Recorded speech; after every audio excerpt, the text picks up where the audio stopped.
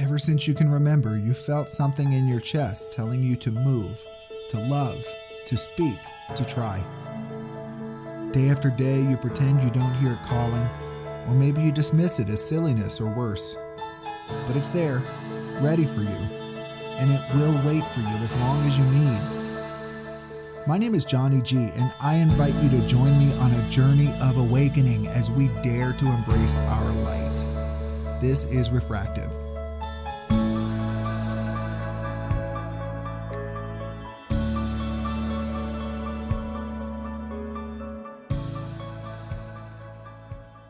Hello, everyone. Thanks for tuning in to another episode of Refractive Podcast. I'm your host, Johnny G. I am a serial clincher. It sounds crazy to say, it's a weird word to use, but I clench my jaw. I've always grind my teeth and do that. I carry a lot of tension in my muscles. I clench my muscles all the time. As a part of my mindfulness journey, I've really made effort to notice when I have certain muscles that are clenched up. In fact, just now while I was speaking, I noticed my shoulders were clenched and I was able to release them. But more important than clenching my jaw and clenching my muscles, I have an entire life of experience of grabbing and snatching and clenching and holding and squeezing onto anything or anyone that would give me a little bit of a sense of security. Life was hard. I didn't feel a lot of security from the world around me. And I know that I'm not unique in that. No one makes it through adolescence unscathed. But for me, the lesson I took away from childhood was the more I control, the better my life will be. Because the more I control, the less possible it is for someone to pull the rug out from under me, to surprise me with negative circumstances. And I was really explicit about this strategy in life. Even calling it a strategy is kind of illustrative of what's going on here. I had a strategy of, in any complicated situation, of identifying every variable and working out what were the most likely outcomes, and then putting into action all the steps that would give me the outcomes that I wanted the most. And I did this with people. Oh my gosh, I did it on dates. I would think about every possible outcome and try to reverse engineer successful dates. I did this in the business world, which was incredibly successful. That's exactly how you're successful in the business world. So that worked out well for me. I did it with my career. I did it with my friendships. I have to admit, as silly as it sounds, I even did it with my spiritual growth. I took my spiritual growth, broke it down into manageable chunks, and reverse engineered each sub step along the way to make sure that it was going to be as positive for me as I could. And all of the time I'm doing this, I don't realize that what I'm doing is clenching. I'm grabbing and reaching and snatching and holding and squeezing, because I don't want things to disappoint me. I don't want to be hurt. I don't want to be uncomfortable. I want to be at peace. And the way I can be at peace based on a tumultuous childhood is by controlling as many variables as I can. Today, I'm graced with awareness of this. And I don't really wish that I had awareness of it earlier. I feel like that's inappropriate. I needed every stumble along the way. I needed every damaged relationship. I needed every resentment and frustration along the way to bring me to what I am. So I honestly, like, I don't wish things would have been different, but I can certainly imagine a less painful path. A less painful path had I been aware of this earlier. And so I'm making this episode today because I'm wondering if any of you are also serial clenchers out there. Do any of you have a pattern in life of grabbing and snatching and holding and planning and executing and squeezing so that you can make your life feel okay? I wish I could say that today I no longer do that. That's not really true. In fact, I just had a dramatic situation with a family friend that was all about me needing to be in control. And so, I've done so much work over these past years to explore myself, to make space for my values, to live life according to this spiritual awakening that I'm so happy to have experienced. And yet I still fall down the manhole, right? I still, like, bloop, there we go. I was just walking down the street, bloop, fall right in. And, I'm not enlightened. I am just a guy doing the best I can, trying to be of service, trying to live in the direction of love and not in the direction of fear as often as I can. That's what I'm doing.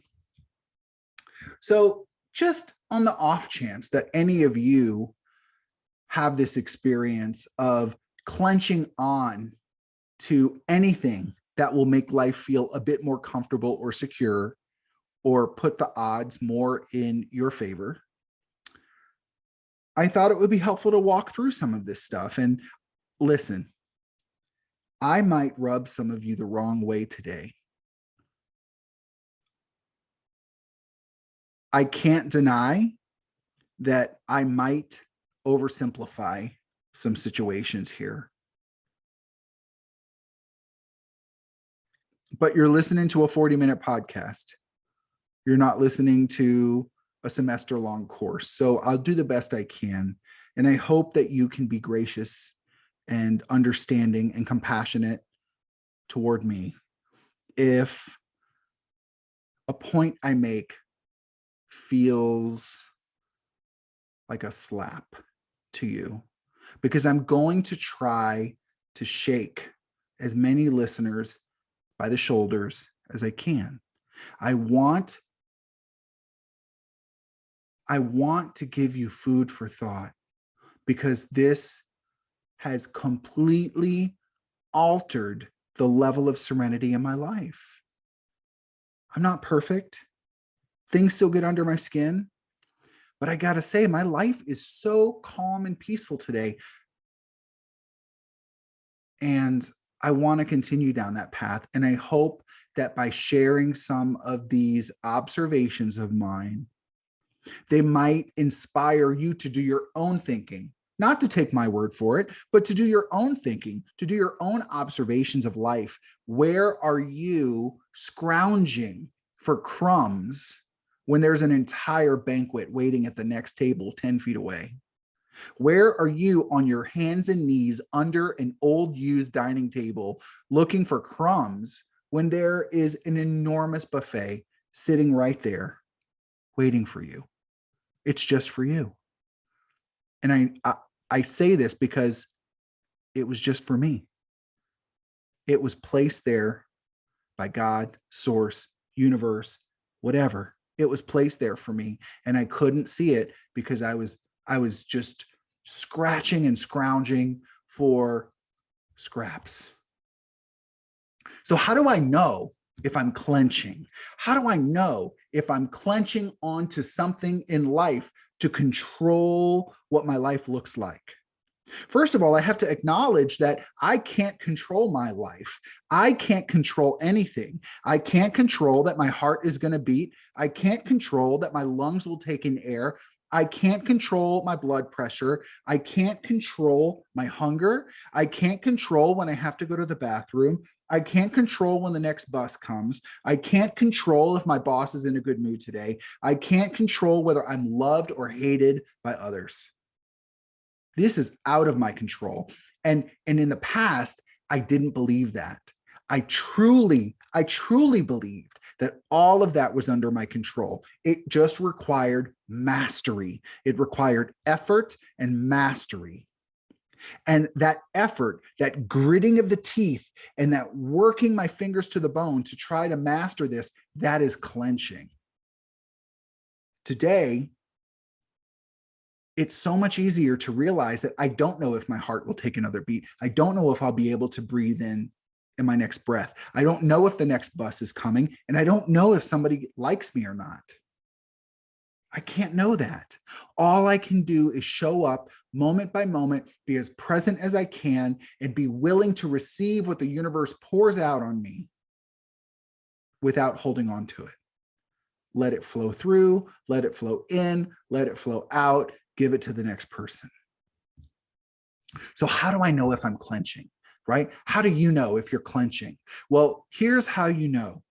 What parts of life are uncomfortable for you? What parts of life are uncomfortable for you? And here's where I would direct you to look at animals. Look at the animal kingdom. So obviously animals can be conditioned to have anxieties and stress, just like humans. But outside of those situations where an animal has been abused or a situation like that, animals generally have a fairly low tolerance for discomfort. If a cat doesn't like you, they will not put up with you. If a dog doesn't want to play, it will walk away. It will not just sit there and be pestered. A bird will not just put up with discomfort. It will fix it because animals are 100% present. Time does not exist. Animals are present in the moment. And so the idea that they need to control something that might happen next, that's not even a thing. So I love taking my cues from the animal kingdom when it comes to following my instincts, not blindly, applying right judgment and following my instincts at the same time. So what parts of my life are uncomfortable? Well, that discomfort is the most loving source of my wisdom speaking up. The stress, the anxiety, the frustration, these are warning signs. These are like emotional, psychic, spiritual, mental toothaches. These are toothaches that are trying to tell me something's wrong, and now's the time to fix it. Now's the time to fix it before it becomes severe. So if I feel anxious around something in my life, and it's not just a one-off situation, that's a toothache. If somebody that I'm spending a lot of time with brings my life down, that's a toothache. That's my instincts for survival and thriving saying, go, don't put up with this. Well, what does that even mean? What does that even imply for what life looks like? What would life look like if I actually listened to my intuition saying, this job hurts, leave now, don't give 3 weeks notice, leave, walk out. What would life look like if I did that? What would life look like if I realized I've been unhappy having a certain person in my life for years, but I stay because of obligation. I stay because what would people think? I stay because it's my job. I stay because it's family. I stay because it's my brother and I have to. I stay because no one else is going to take care of my elderly father. I stay because no one else can do it, so I have to. And if I don't, I'm a bad person. Okay, maybe, I don't know. I can't say yes or no. But what would it look like if you followed your gut? We've all seen a million movies where there are two siblings and one accepts the burden to stay and take care of an elderly toxic parent, and the other goes live a life. And we all know how that movie plays out. We all know the resentment. We all know that scene where that responsible, quote, kid says, I stayed, where were you? Okay, you stayed. Beautiful service. Beautiful service you offered to our parent. Beautiful service you offered to the universe. And if you are maimed by that experience, was it worth it? I don't know. Maybe. So we have these toothaches. We have these warning signs that something's off. And here's what I've done. So maybe you don't do this. Maybe you're smarter than me. But here's what I did. I clenched down harder. If work didn't feel good, I isolated the variables and I worked harder. What's wrong? What's okay? This person doesn't like me. I need to make sure that I don't inflame this situation. I need to make sure that this person is going to eventually come to see me in a positive light. So here's how I'm going to do that. I'm going to go tell them I'm going to Starbucks and ask them if they want me to pick something up. I'm going to remember that it's their birthday and put a card in their mailbox. I'm going to do all of this stuff, not out of joy, not out of a spirit of generosity and loving and giving, but out of a sense of fear that if I don't do it, life is going to be bad. Okay, so I'll do that, right? I clench down harder. And before long, I am desperately trying to win a game that I don't even want to play on the soul level, right? On my intuitive level. I don't want to play this game. It sucks. Yet I am determined to stay and win it. For what reason? Why on earth? Only you can answer that. The trick is saying, you know what? I'm not going to play this game anymore. It's not fun. I'm going to go play a game that feels nourishing, that feels satisfying. I'm going to go play a different game. Whether that is a different job, whether that is a different relationship, whether that is a different way of life. But why don't we do that, right? Because we all have these messages. Like, I mean, what do you think the anxiety is trying to tell you? What do you think the frustration or the sense of living like a zombie on autopilot for a decade, what do you think that means, right? Like, what do you think that means? And again, I'm making assumptions that my experience is also being experienced by others. And so this may not be the case for you. And so I totally acknowledge that, but I'm doing this because if in the off chance you are experiencing what I did, I want to wake you up. I want to hug you and hold you and say, it's okay. It's okay. You can do what your innermost loving self is asking you to do. You can do it. You can do it. You deserve it. No one else will do it. Only you can do it.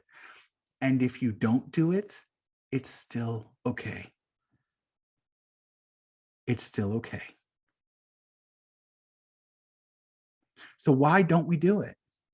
Well, in my opinion, and maybe you have some other ideas too, we don't do it because we want the security of a well-worn path, right? A well-worn path that society says works. So yeah, I go back to the job because I feel like it's a relatively easy to understand example. And relationships, marriages, things like that, there's some more emotional baggage that might rub you the wrong way. So let's just play with jobs for now. So why don't I leave the job that feels bad? Well, I want the 401k. I need to be able to retire. Um, I make good money. I'm not going to make as much money at the next place. You know, I my kids are getting older. They're going to start thinking about driving soon. I have to help them get a car. I don't even know about college. That's just too far. I can't even think about that yet. But, I'm also in debt. I've been paying off debt forever. I really want to get out of debt, so yeah, these are the reasons that I stay. I stay in the job that doesn't feel good to accomplish those things. And those things are wonderful. They're wonderful. Please, please hear me. I am not criticizing you. If the only option that feels real is to stay in a life that feels uncomfortable, there's no judgment. I'm not calling you a coward. I'm not saying you're weak. I'm not saying any of that. I love your journey. It inspires me. It inspires other people. You are perfect. You are innocent. You are innocent. There is no wrong. And at the same time, it's a bad deal. It is not the best deal out there for most people. For most people, I can't talk for everybody. Living a life that feels like crud because I'm scared of not contributing to the 401k, because I'm scared that I won't be able to move out of this crummy apartment, because I'm scared that my kids won't have a car, because I'm scared that I can't give the type of Christmas presents that other parents are going to be giving, because I'm scared that my kids will be a failure if they don't go to a certain type of college and I have to be able to pay that. I have to be able to carry the burden of that on my shoulders. Because I need to be able to pay for my retirement home when I'm older. No one's going to be there. Social Security is not going to be there. My kids aren't going to take care of me. I have to do it. I have to do it. I have to do it. Okay. Okay. But here's what I'll say. Making the life you have today miserable for the chance of not being miserable later is a bad deal. You're trading reality for a hypothetical outcome. How many rich people do you know who are just dark, heavy, awful people? The financial security doesn't fix it. Being able to put yourself in an amazing luxury retirement home doesn't fix it. It does not make your life feel good. Go into a luxury retirement home and tell me if those people look like life feels good. Okay, well, surely they're better than the people in a state-run place. Is that true? Can you really know that? If you did a poll in both and tried to gauge the happiness, would you really know that? Like, could you know that for sure? So you can't know that for sure. It seems logical. So we're willing to put our eggs in that basket. And we're willing to sacrifice our comfort now in hopes that we won't be in discomfort later. That's a bad deal. You deserve better than that. I deserved better than that. And I refused to give better than that to myself for well over a decade.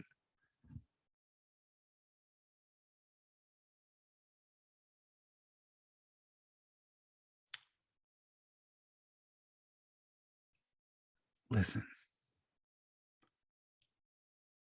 I am really sensitive to preaching at people. I really hope, I hope that if you are someone who is struggling to make it day to day, and you're doing everything you can to take care of your amazing, brilliant, loving, kind-hearted kids, and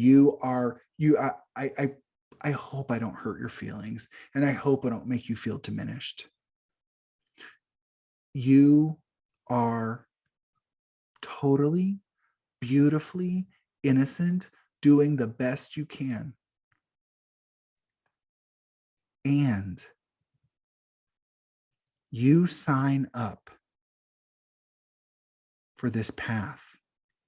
It's a totally valid path, but you sign up for it because your highest source of wisdom is saying, stop, stop, stop, please stop, stop, stop. Don't make me go there. Don't make me do that. That's the message we're getting from the insides. And so, like, it's like we're in a storm that's swirling around us. And I can't see past the wall of rain and wind, right? Everything is gray. And so because I can't see, I sit down and I'm like, surely the storm is going to pass. I'm just going to sit here and I'm just going to wait it out. And the rain and the hail and the wind, and it beats on me and it beats on me and it beats on me hour after day after week after month after year. When if I just stood up and walked in a straight line for a while, I would be out of the storm. That's what I'm trying. That's what I've seen. And that's what I'm trying to encourage other people to think about. Think about, just on the off chance that it might be helpful. And if it's not, if this is a unique experience to me, discard it, throw it away, call me insensitive, say I'm a weirdo, put me out on the fringes. I understand. I totally understand that. You know, so there are three categories of stances in life as I was trying to flesh out this episode that I thought of that are applicable to this. I mean, there are certainly more ways, but these I think are big, easy to chew on concepts. Stress at work. We've talked about that. Life-sucking relationships, whether they are romantic relationships, friendships, siblings, toxic family members, neighbors, coworkers, whatever. And then the third is ideologies. The ideologies that we hold on to because we believe in the goodness and the values behind the ideologies. And therefore we rail against anything that is not that ideology because we feel that if we don't, we're not being a good person. So let's look at these three. Stress at work. I talked about this, right? So I'm just going to kind of freestyle for a minute. I'm just going to roll through this, right? Okay, so let's look. Stress at work, my job. My job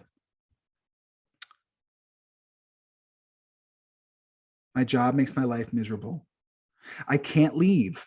I can't make money doing what I love. Yeah, there are things I would love to do. Yeah, it would be great to go work in a movie theater all day and not have the pressure, but I can't feed my family off of that. Yeah, I would love to go play in a band at local weddings and stuff, but I can't put my kids to college on that. Like, I can't make ends meet doing what I love.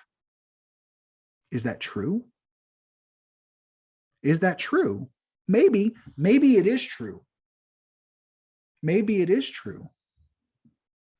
But can we talk about how much money we really need? Can we talk about that certain dollar amount that we say we have to have in order to feel secure? Where does that money come from? Where does that dollar amount come from? Do we really need that much? Why do we need that much?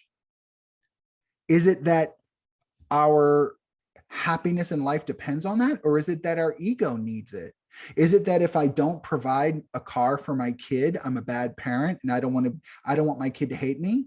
I don't want to make my kid have to suffer. I don't want my kid to have to struggle because I had to struggle. Is it because if I don't put my kid in college, my kid won't have a successful life? Is it because if I don't buy the type of gifts that other people are buying their kids, my kid is going to feel different and maybe will be at a social disadvantage?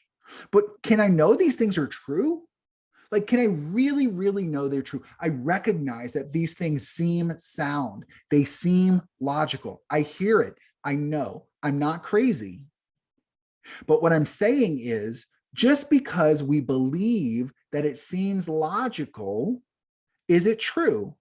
Look how many people went to college and can't get a job. It seems really logical that if you want a job, going to college will fix that. And that is not necessarily true. So my urging to you is to question these blind beliefs that have driven your life and say, is it really true? Or is that the typical societal path? And is there another path that also takes into account me, what makes me tick, what drives me in life? Can my kid live a happy life even if we don't have much money? Is that possible? Lots of kids are in homes that don't have a lot of money. It's about the quality of the parents. It's not about the size of the bank account. And here's what I got to tell you. If you are making your life miserable to buy a hypothetical future for your family, but you're giving your family a really uncomfortable life today because you're not a good person to be around, I wonder, is that trade-off worth it? Maybe it is. Maybe it is. I can't tell you your values, but I'm saying it's worth considering if you fall into that category. So what about my family is depending on me? I can't just do something like this. Okay, of course we're going to support our family.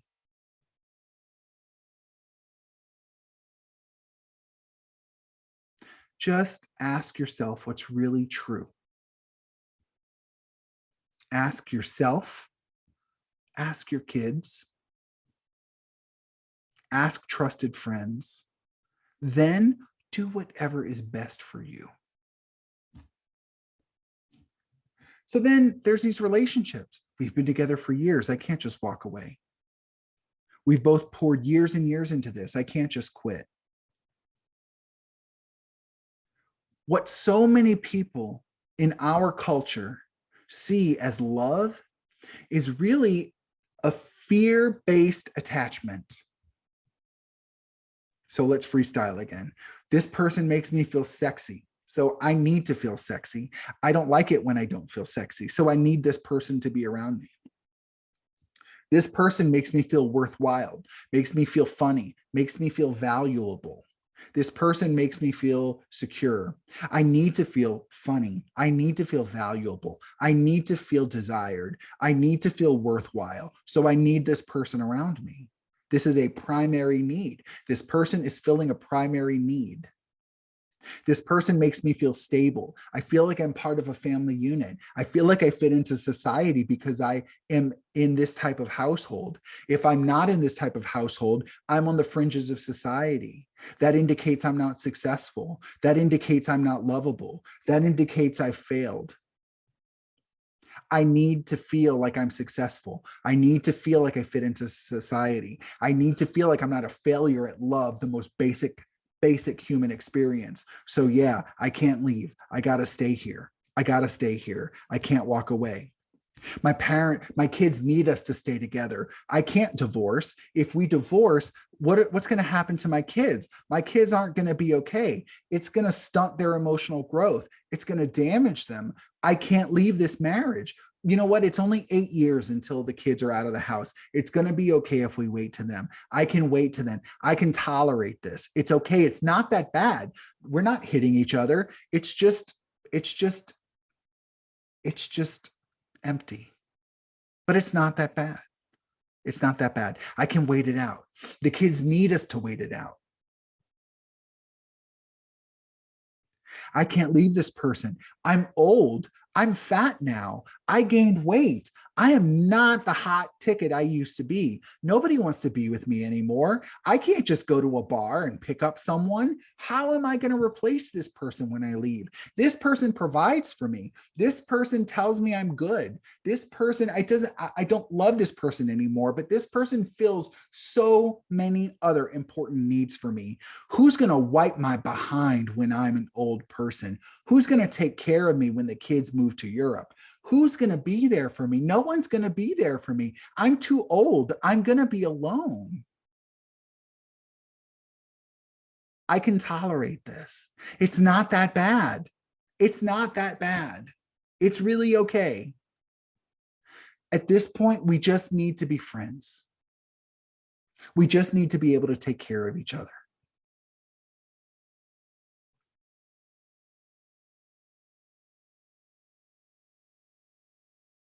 The question is,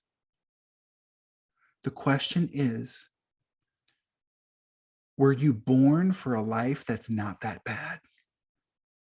I wasn't. I don't believe I was.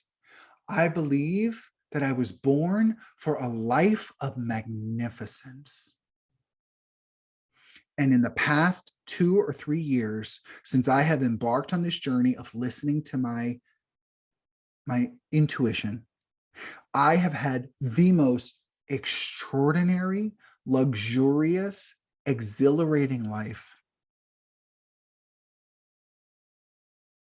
And I lost my societal security. I lost my financial nest egg.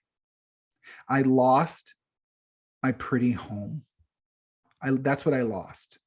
But what I got is beauty and adventure and excitement. What I got was heart satisfaction.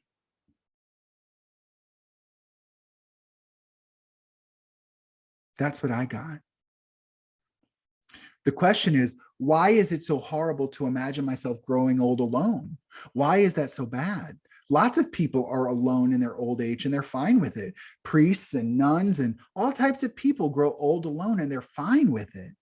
Like, so why is it going to be so bad for me? Why am I going to live a dark, empty life because I'm not married in my 70s? Is it true that no one will take care of me? Is it true that I won't be able to get taken care of? Is it true? I don't know. Lots of people have people that take care of them. Maybe that wasn't your first choice in the catalog, but was it your first choice in the catalog to live a life that is on autopilot and that's lukewarm or that is tolerable? Was that your first choice? So are we going to trade living a lukewarm life so that we don't have to go into a home for the last few years of our life? I don't know. That, to me, if the problem is that I can't be alone, I can fix that. I can heal that. I can go to therapy. I can say, help me. I'm terrified to be alone. I can work on that now. I can heal that. The solution does not need to be in a life that doesn't fit for the rest of my life. I owe it to myself to give myself a chance to feel my heart surge with love and passion and joy. That's what I deserve. I believe all of us deserve it because we are all innocent, even the darkest of us. We're just doing the best we can to try to make ourselves feel okay for the moment. The same path forward is to listen to what my intuition is telling me. Heal the wounds that are acute, and step into a free life. And what about ideologies? You know, does it Does it listen, I know how sensitive of a topic this is. I know that I went through it and I feel the same way. I have ideological ties. I have political ties. I have these things. I used to be an activist. I used to work for a super PAC. Like I understand, okay? But like, here's how it went for me. I have to stand up to this. I have to save others. If I don't do it, who will do it? I am privileged. I have opportunities. I can do this. Other people can't. I have to step up. I have to fill the space. I have to save others. I have to stand up for those with no voice. I have to stand against the people who are taking advantage. I have to step up against evil. I have to do it, because if I don't, who will? Is all of that, is any of that really, really true?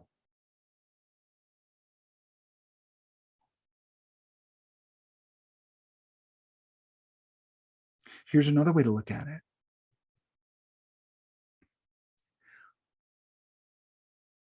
I can follow my heart. I can follow my values. I can do service when it's called for.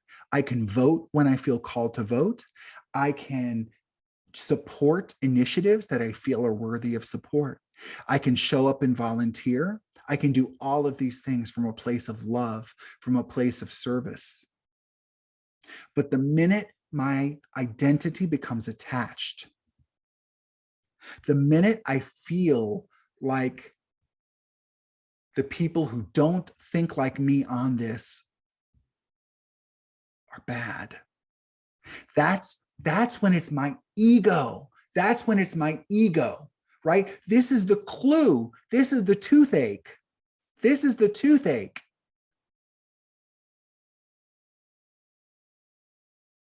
This is the toothache.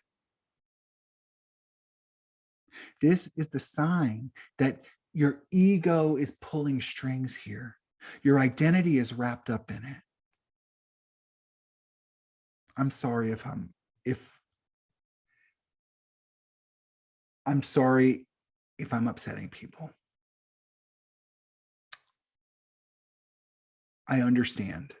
I really do.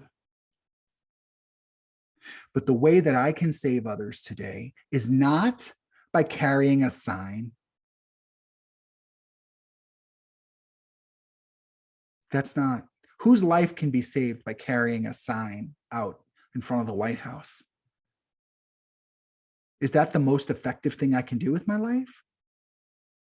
Or can I take loving action? Can I offer my treasure and my time and my talent to causes that I think are beautiful? Can I step away from the muck and live the most peaceful, glorious, glowing life possible? And then when someone next to me who is down in the dirt and who's so dark says, how are you so happy? I can say, because I stepped away from the fight. I stepped away from the fight. You see, I still contribute. I still do my part. I still follow my heart, but I stepped away from the fight. And now I realize that, I don't need to feel like my identity is attacked because of X or Y or Z. Yes, it looks like my identity was attacked because a certain law was passed. Yes, it looks like my identity was attacked because the person in office doesn't value me as a human. Yeah, I understand. I see that. But in reality, I don't need to play that game because the people around me in my life love me. The people around me in my life care, and they insulate me from whatever darkness is floating out there. And as I shine my light as brightly as I can, I pull other people towards me who want to shine their light. And together we shine bright. And when we shine bright, there is no room for all of that mess. It might affect other people, but you are not here to save them.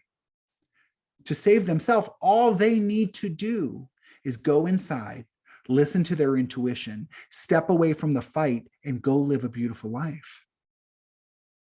It doesn't mean they're going to be rich. It doesn't mean they're going to get into Harvard. It doesn't mean that there won't be struggle. It doesn't mean that loved ones won't die. It doesn't mean that there isn't a lack of justice. But it means that doesn't need to be the hallmarks of my life. I can surround myself with light. And the darkness doesn't come when I'm surrounded by light.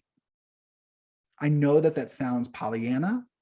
I know that that sounds woo-woo and all of that, but I'm telling you,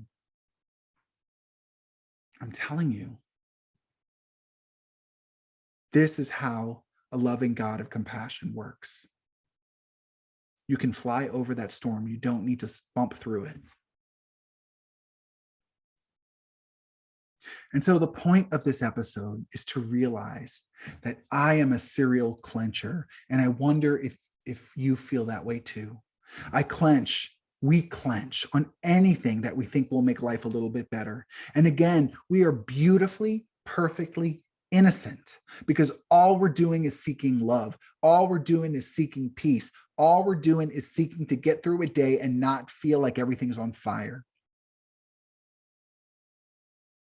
We're doing whatever we can to put some medicine on our raw, burning nerves. This is why we steal, because it puts a little medicine on the raw, burning nerves. This is why we cheat. This is why we return the attention of someone that we find attractive, even if we're in a relationship, because it puts a little bit of medicine on the raw, burning nerves that we haven't been willing to feel. We've numbed it down, and it's like low-level burning 24 hours a day. And the only time we realize is when something pours water on it for a second, and we're like, oh, wow, that's amazing. I need that.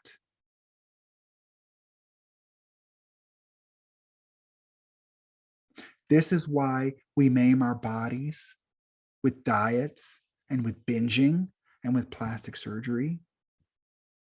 This is why we hurt ourselves with eating disorders. This is why we go into debt to have the wardrobe that we think will make us feel better. This is why we buy the shoes we can't afford. This is why we hurt the people we love. This is why we snap at the coworker that we think needs to work harder, because it makes us feel like things aren't going to spiral out of control if only I step in. This is why. We are innocent. We're only trying to soothe the raw, burning nerves. And in reality, the sane way to respond to that is to let ourselves start to heal and to follow our intuition, our most high, loving wisdom that comes from inside, that guides us into a life of peace, joy, fulfillment, and serenity. This is what I try to do with people as a coach. This is what I try to walk people through. This is what I try to help people see. You are the savior you've been waiting for. I am the savior I was waiting for. And ironically, it's not through clenching and biting and clawing and grabbing and clamping that I fix this situation. It's by letting go. It's by recognizing that I don't pull any of the strings. I don't breathe. I am being breathed.